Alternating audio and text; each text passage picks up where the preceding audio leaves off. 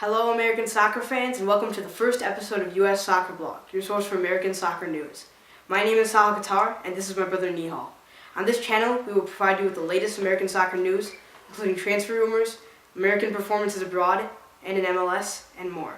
As my brother said, I'm Nihal, and one thing I do want to stress about this channel is we will be putting our own spin on things.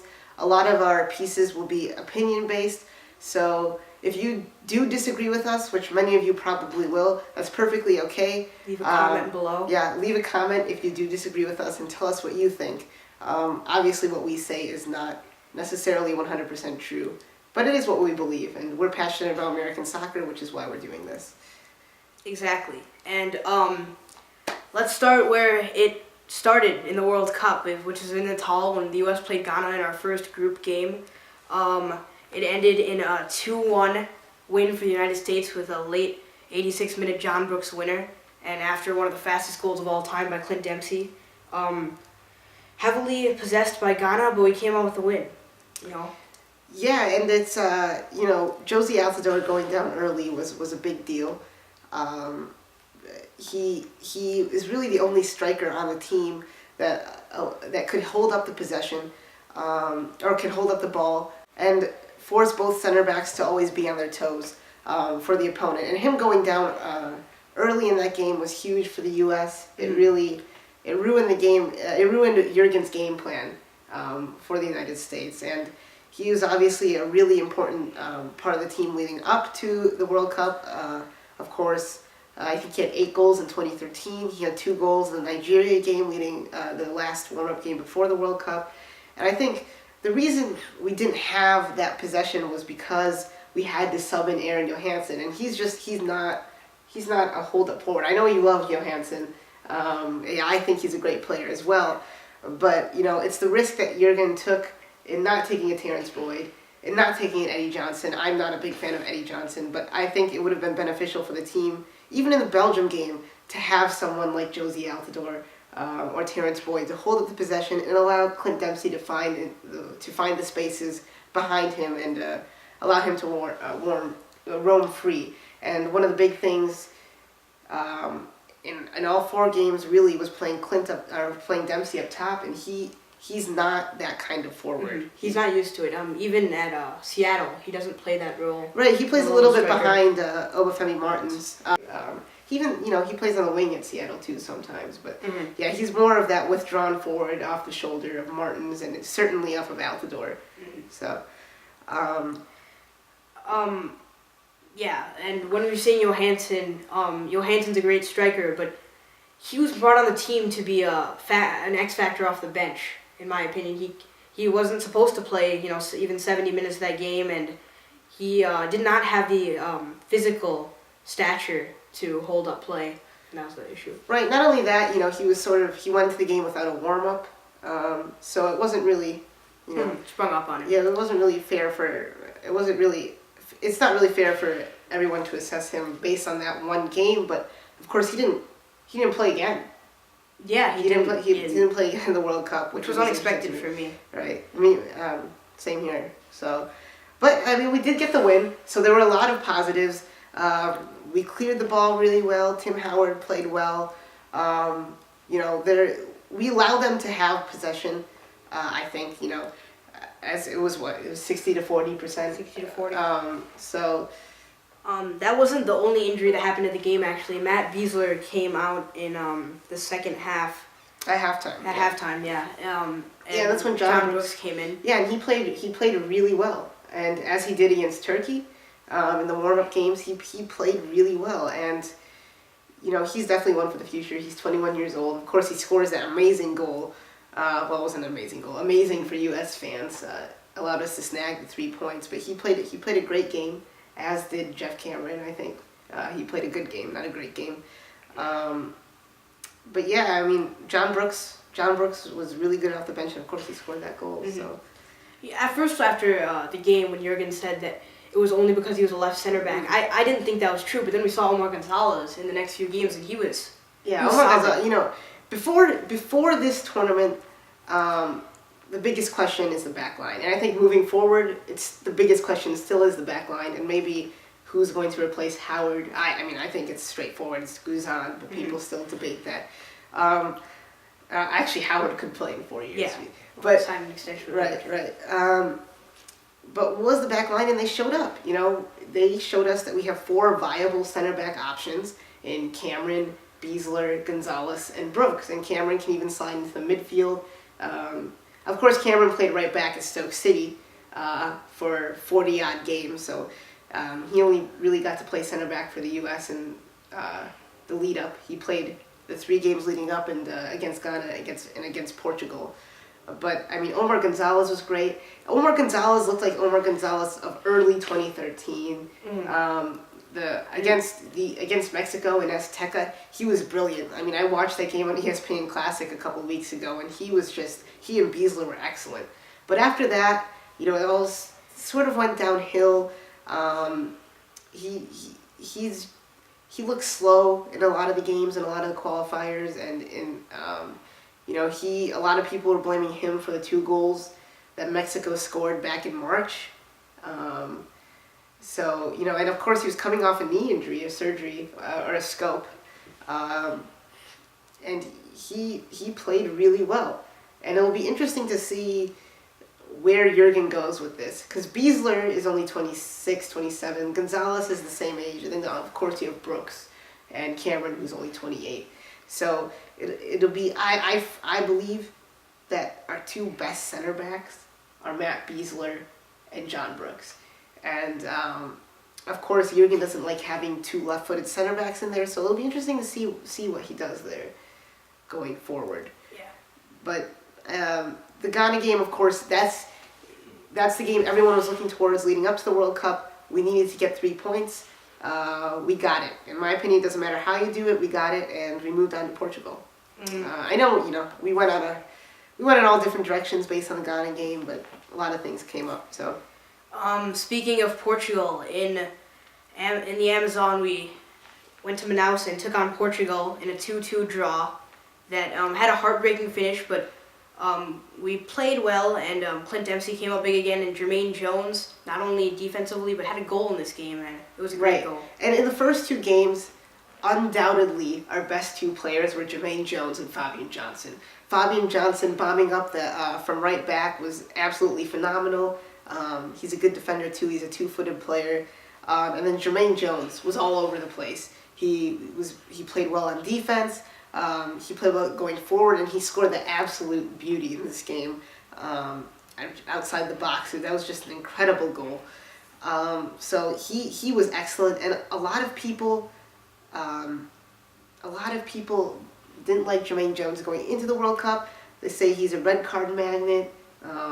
He gets a lot of yellow cards, but the fact of the matter is Jermaine Jones had no yellow cards in like 12 matches leading up to the Portugal game. I think he got a yellow card in this game, I'm pretty sure. Yeah, he got a yellow card against Portugal. That was his first yellow card in about 12 games. So, yeah, he did get a yellow card. So, you know, he was very disciplined leading up to the World Cup, and he was great going forward. He was great defending, and, you know, in a tournament where Michael Bradley was not at his best, it was important to see Jermaine Jones step up. Yeah. Well, what are your thoughts on this game? You know, I thought for sure this was our best performance in the World Cup. Yeah, I thought it really was. We played like a team. Our passing was fluid. I mean, they had a little bit more shots, but we seemed to get quality shots. I will say, I talked about Omar Gonzalez's good performance, but when we subbed in center back for, I believe, it was Graham Zusi, Omar Gonzalez, I talked about how he played well against Germany and Belgium, but do you think he was the reason for the goal in that game? No, I don't think so, because what Jurgen Klinsmann did was he put him in front of the back line. He was playing him as a defensive mid. And he did the same thing against Panama in the Gold Cup final, and it worked then, and he tried it again today. So he wasn't there as a center back. I will say, subbing in Gonzalez sort of left Beasley on an island against Ronaldo on that last play, because Zusi wasn't able to track back. He was playing on the left wing all night, Zusi. So I don't fault Omar Gonzalez for that. Originally I did. I was like, where is he? He's outside the box, but we found out later that he was subbed in as a defensive mid. But no, stuff like that, I don't think you can pin that on one player. Michael Bradley got a lot of flack for it. There's a great video actually breaking down the goal on MLSsoccer.com by Jesse Marsh, who was the former assistant coach, one of the assistant coaches. Definitely check that out. You can't blame Michael Bradley. You can't blame Jeff Cameron. You can't blame DeMarcus Beasley. It was a world-class ball by Ronaldo. Really his only bright spot all night. And a good finish by Varela. But it was heartbreaking because we played so well. They didn't have more shots than us, but we had more meaningful possession and much more meaningful shots. So... another thing to bring up in this game is that Yedlin made his debut, and we saw right from the beginning what a factor he brought in when he came. He brought in the pace, he brought in that urge to go forward as a fullback, and which Fabian Johnson did, but it was nice to see that on both sides. And a lot was made of this roster. Landon Donovan not being there. I love Landon Donovan. I wish he was there, but I think in the end it ultimately was the right decision. But who were the three names that kept on coming up when people looked at this roster? Brooks. John Anthony Brooks, Yeah. DeAndre Yedlin, and Julian Green. Also Brad Davis. Well, Brad Davis, but Julian Green. Yeah. Looking towards 2018, that's what everyone said. Those were, outside of Jermaine Jones and Fabian Johnson and Tim Howard, those were our three best players. Yeah. I would say. Actually, I take that back. They weren't some of our best players, but those players made huge impacts. Mm-hmm. Huge impacts on the game. DeAndre Yedlin coming in on the right wing against Portugal and Germany, really kept Portugal's defense on their feet. It stretched the German defense. I thought he should have come in earlier in that game, honestly. I thought he should have started. So he was a huge X factor. And of course, against Belgium, he played 100 minutes. Right? I think Fabian Johnson got injured in the 20th minute. He played 100 minutes at right back, and he was great. And one of his biggest knocks was he does a lot going forward, but he doesn't defend. And I thought he defended fairly well against Belgium. Oh, we saw that really good slide tackle to stop someone going on the counter. I think it was Hazard. Yeah, it was Hazard. Yeah. So he was great, but we'll talk about his future later on in the show. But he was excellent. And I am actually really thankful about the job that Jurgen Klinsmann did during the scouting from 2010 to 2014, because three of the goal scorers were German. I guess Jones was already playing on the team, but you had Jermaine Jones scoring, you had John Anthony Brooks scoring, you had Julian Green scoring against Belgium, and I think those. And Fabian Johnson was arguably the best player. Great. Obviously, the one we didn't see was Timmy Chandler. But yeah, Jermaine Jones was Bob Bradley's recruit. Yeah. So was Tim Chandler, arguably. But yeah, the German Americans really showed up. And you know what? They are American. Mm-hmm. So I don't like when people say they aren't American. They're sons of our servicemen in Germany. They hold U.S. passports, and so they're just as American as anyone else on the team. And they were excellent. Those were, in my opinion, that's not even a part of it. They play at the highest levels. All three of them play in the Bundesliga. All four of them do. All five German Americans do, but the four who played was what I said. All four of them do. But yeah, they made a big difference. So yeah. Going on to USA versus Germany on the 26th in Recife, we played them, and we unfortunately didn't come out with any points in there, but at the end we weren't really thinking about that. However, we will go into the game. In terms of possession, we got absolutely dominated, and the possession that we did have was probably in our own half. I barely remember any times of us getting forward. Well, do you think that was part we of had a couple chances at the end of the game, but Yeah, we besides did. that, once Yedlin came in. Yeah. Do you think that this was Jurgen's decision, or do you think before the game, or do you think it was more the players saying, Well, I think Jurgen is right in many respects, or in many aspects, when he says that this U.S. team, these players respect teams like Germany and Belgium too much, because I think we can play with them. We don't really seem to push into their half. Against Belgium, we did towards the end there, but Germany just played us off the field really. The defense dug in well. Tim Howard played well again. He was forced to make 8 saves, while Neuer was only forced to save 1. Yeah, so there you go. I mean, not a lot can be said about this game.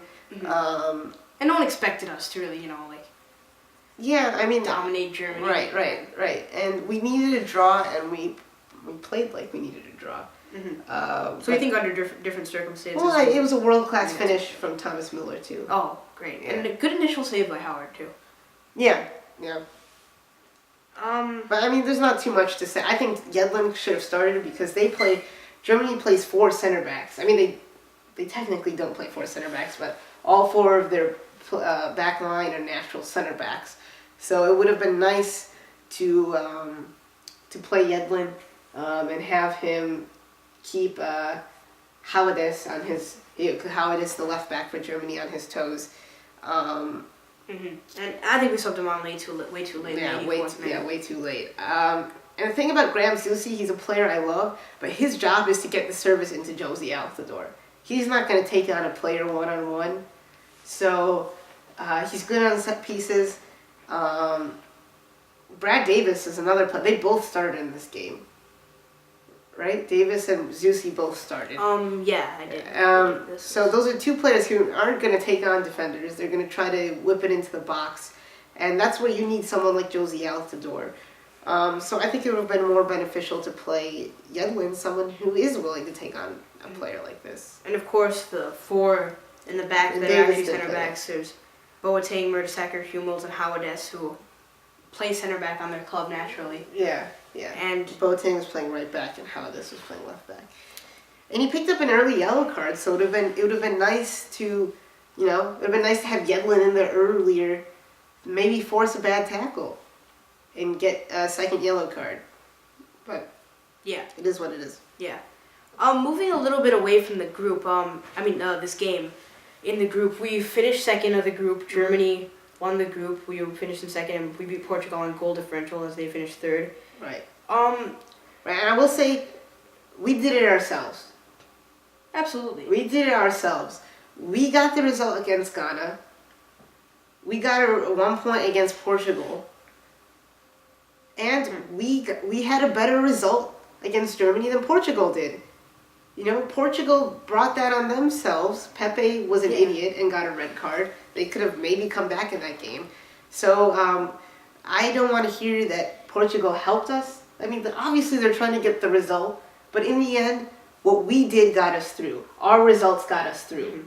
And I'll also say that people said, I saw this picture on Twitter of Ronaldo in front of a bald eagle. If Ronaldo didn't score, we still would have made it through. In fact, it would have made it by more points. Right. It would have been, if they had drawn. Yeah, they would have had 2 points. And people are like, oh, you should be glad that Ronaldo was in the World Cup. I mean, well, if Ronaldo wasn't there, he wouldn't be there to send in that cross and have Varela score against us. Mm-hmm. So the U.S. did it by themselves. Of course, it would have been nice if we had 6 points, so then there would be no discussion. But we did it ourselves. We got through out of a tough group, the group of death, if you will. And anyone who says this isn't a group of death really doesn't give the U.S. or Ghana enough credit, because they're 2 good teams. Mm-hmm. Group D was very tough. Group B was very tough. I think they were all equal, honestly. Yeah. I'd probably rather be in this group than Group B, though, because we would have been in Australia's spot. Oh yeah, that group. Yeah. So that would have been difficult. Yeah. Well, that doesn't really matter. So. moving away from that, we obviously made it second, so we played the first team from Group H, which was Belgium. Belgium, yep. Um, Right, and Belgium, man for man, has arguably the best team in the world. Individually. yeah. When you can bring on Lukaku and Morales off the bench, I mean, that's ridiculous. Mhm. So, we were always the underdog. I thought we played well. Tim Howard, I mean, you all know. I mean, Tim Howard was incredible. Probably the best performance by a goalie in any World Cup game. Most saves ever. Most saves since they started recording the statistic in 1966. The defense, I thought, played well. I mean, they were a little bit shaky. Of course, Belgium had 37 shots and 27 on target. So that means that they had 27 on target. That means 16 were saved by Howard, 2 went in. Yeah. So that means 9 shots were deflected by defenders or were blocked by defenders. And it was bend not break up until the first half of extra time. But Belgium deserved to win. Yeah. 38 shots to 14 is just ridiculous. I mean... Yeah. And... Yeah... I mean, yeah, Belgium did deserve to win. Obviously, it's heartbreaking to see that how close we were in the aspect of, like, getting those close shots. Right. Well, Wanda... chance. Yeah, Wanda... But, I mean, no one feels worse about that than Wando. So... Probably. I think people... I mean, he should be held accountable for that, but I think people need to lay off of him a little bit. Mm-hmm. That's what Jurgen said. I mean, he has to know that it affected it, and that's one of the reasons that we didn't make it far, but don't be too harsh. Right. He said in his press conference the next day. Right, and we had many chances. Dempsey could have equalized off that great free kick. But, the story is, right now is the future. Where do we go from here? And Tim Howard was excellent. It's probably DeMarcus Beasley's last World Cup. Most likely Tim Howard, obviously Kyle Beckerman, Wondolowski, Jermaine Jones. There's someone I'm forgetting. Ramondo. Yeah, Ramondo. Dempsey. It might be Dempsey's last World Cup. Yeah. So, where do we go from here? Well, and people talk about how Belgium outpossessed us. Statistically, they didn't. Statistically, we had more of the possession, and I know what you're going to say, we didn't have meaningful possession. And... Well, I just think that may be so, but... If you watch the game, you wouldn't... We didn't pass the eye test. Yeah. But, I mean, we had more... It was 53 to 47. Yeah, okay. Yeah. On the sheet it says 53% possession. We had... I mean, both of Belgium's goals were off a counterattack. Counterattacks, yeah. So, I'm not saying we played them. I mean, they dominated the game, really.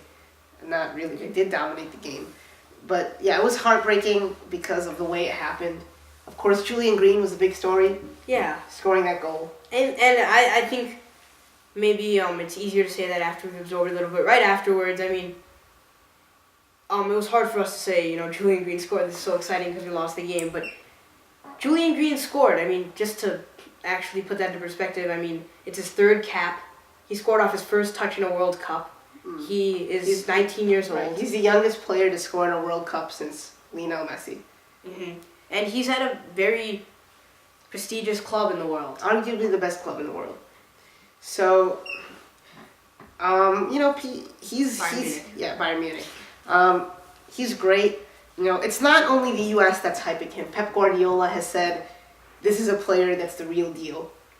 In fact, last year he nixed a loan to Hamburg because he thought maybe he might want to use Julian Green. But there have been some transfer rumors around him. But I see him staying at Bayern Munich. Yeah.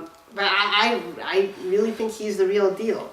But we shouldn't hype him up too much. We should be excited, cautiously excited, because he could turn to something special. And one of the big things that the media, the soccer media, and the sports media in general in the U.S. has said is Jurgen promised us a beautiful kind of soccer, a proactive approach to soccer. And we saw it against Portugal. We didn't see it so much in the other 3 games. And I think there are a couple of factors. Right now, we don't have the players. We have three naturally defensive midfielders. We haven't really talked about Michael Bradley because there's not much to talk about. He had that beautiful chip to Julian Green, but he had a disappointing World Cup. But he's not a number 10.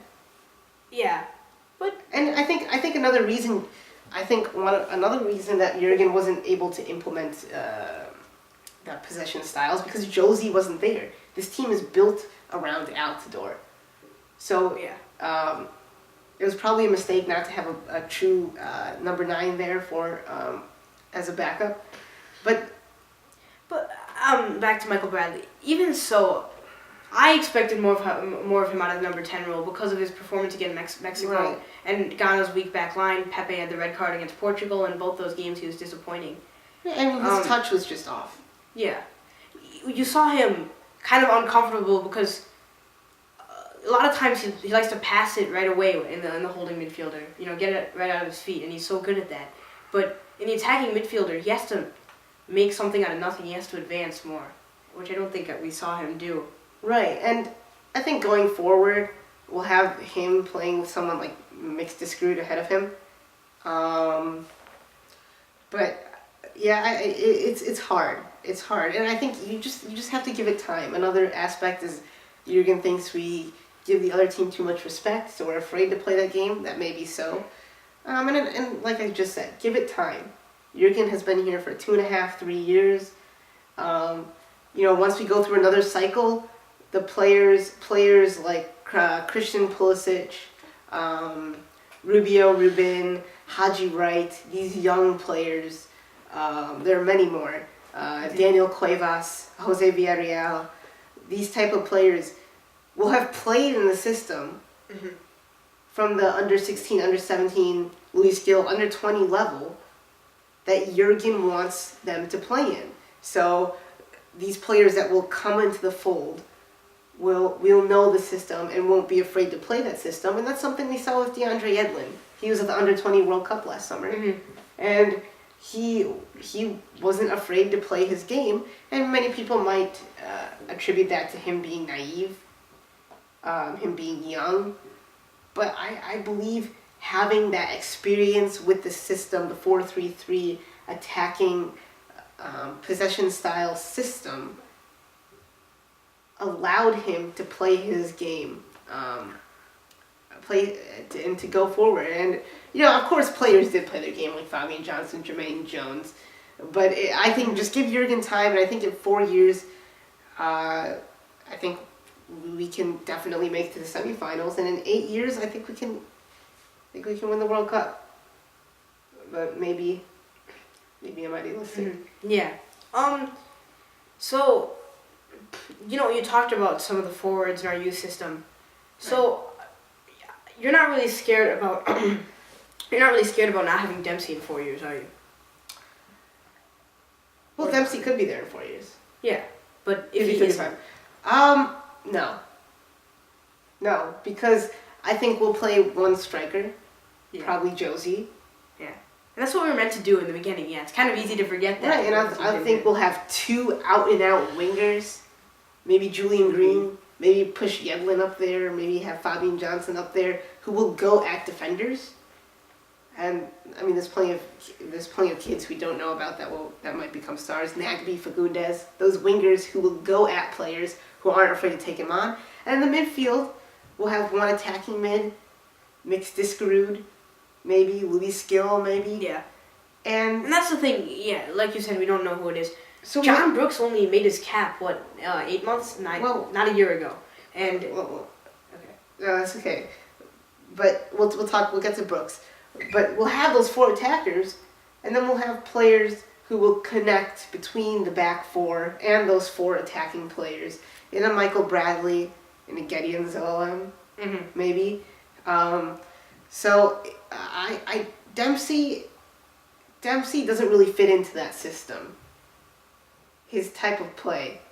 I think he can. He's obviously one of our best players ever. But I personally, I don't think we'll miss him. Well, we will miss him, but I think the future is definitely bright. Sorry, what were you saying? I was saying, you said, like, kids we don't know about. Like, players can have that burst that we don't need to know even, like, at the start of the cycle what our lineup's going to be. Like I said, John Brooks didn't even make his first cap for the U.S. a year ago, and he's playing in the World Cup, and he had a goal. Right. I mean, it's stupid to predict what. I know I just did it, but to predict our starting 11 in 4 years, because there are players like Julian Green, John Brooks, DeAndre Yedlin. I mean, mixed is screwed. We saw coming 4 years ago, but I mean, they don't even need to be young like Brad Davis. I mean, there's players that just come out of nowhere. So it doesn't really make sense. Players will fall in and out of form. It's kind of fun to do, but I think we have a lot to look forward to. We have the Gold Cup next year to decide who goes to the winner of this Gold Cup will play us. Unless we win this Gold Cup, then we go to the Confederations Cup. In 2016, we have the Olympics. That's an under-23 competition. We have the 100th anniversary of the Copa America in the U.S., which will be huge. In 2017, we hopefully have the Confederations Cup. And we have a lot of youth World Cups thrown in there. So there'll be a lot of U.S. soccer in the next 3 years leading up to the World Cup. And qualification, of course. So it's an exciting time to be a U.S. soccer fan. It really is. Yeah. And at the end of the day, we lost in round 16, but we can take a lot that's positive about this World Cup and bring it forward. Yeah. We've gotten out of the group 4 times in the last 7 World Cups. 94, 02, 010, and now. Qualified in the last 7 World Cups. Yeah, we've qualified for the last 7 World Cups. I'm saying out of those 7, we've gotten out of the group in all 4 of those. So this isn't new territory. But that being said, we haven't played Ghana, Portugal, Germany, and Belgium in a row. So I think Klinsmann did a good job. I'm glad he's still here. And like I said, like 5 or 6 times, the future's bright. So. Yeah. Sorry, those are fireworks. But if you're watching this, it'll probably be just after or on the 4th of July uploaded. We are excited, like we said, about the future, and let's talk a little bit about that. We're seeing some players that are getting heavy attention after the World Cup from European clubs, and one of them is Matt Besler. Kansas City, the organization, said themselves that he might be sold in the coming weeks because he's getting so much attention. Right, they said they've gotten offers from most notably the Bundesliga and the Premier League. We've heard Cardiff City and QPR. Hopefully, if he does move, he can go to a team higher up in the table. I've also heard Anderlecht. No, that was for Yedlin. I've heard Anderlecht. That was for Yedlin.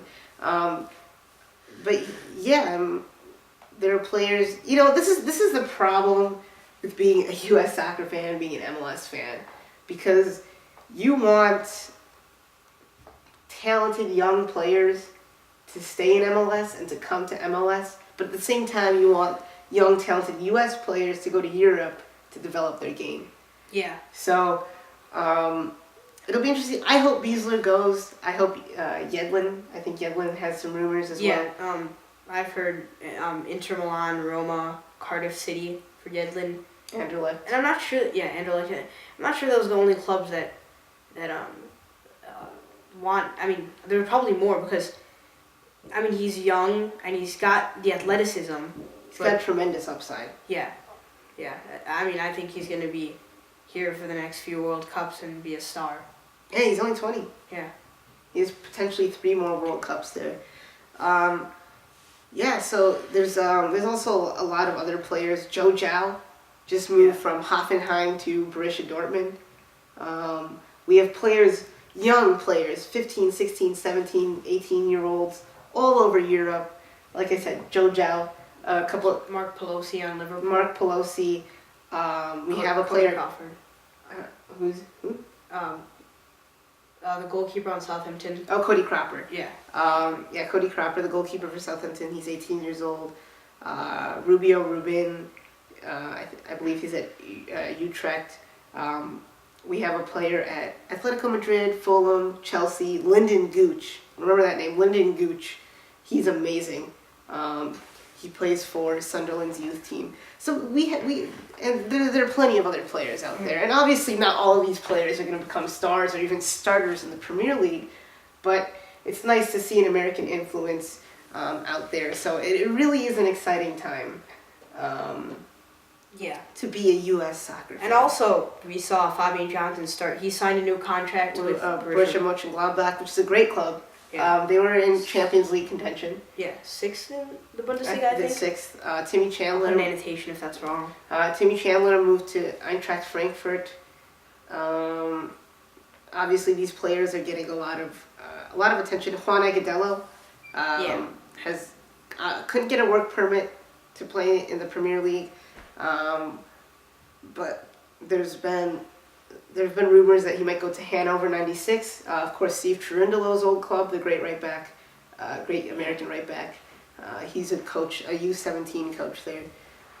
So I think we'll see 3 or 4 players from the U.S., from MLS go to Europe this season. And it's also exciting because we have players like David Villa, Kaká, Jermaine Defoe coming over to MLS as well. So, the league will only grow, the developmental system will only grow, the academy system, excuse me. So, yeah. Oh, yeah.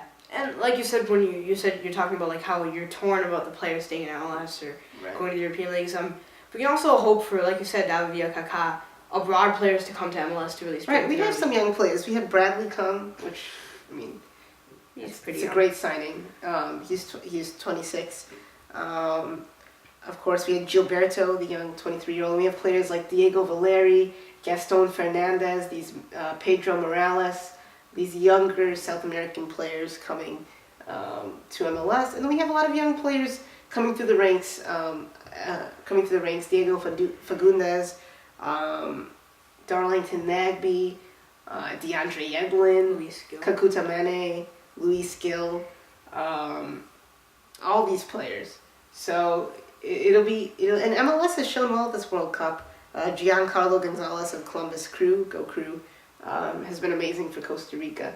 So it's growing. It'll only get bigger in the next 4 years. It'll only get better. So, yeah. We're gonna sign off now. Thank you for watching our show. Every piece of information that I said will be in annotation or in the description. We'll put in there. You can talk about the scheduling. Right. Make sure to like, comment, subscribe, please. Give us your feedback. This is obviously our first episode, so we want to get better. All feedback is welcomed.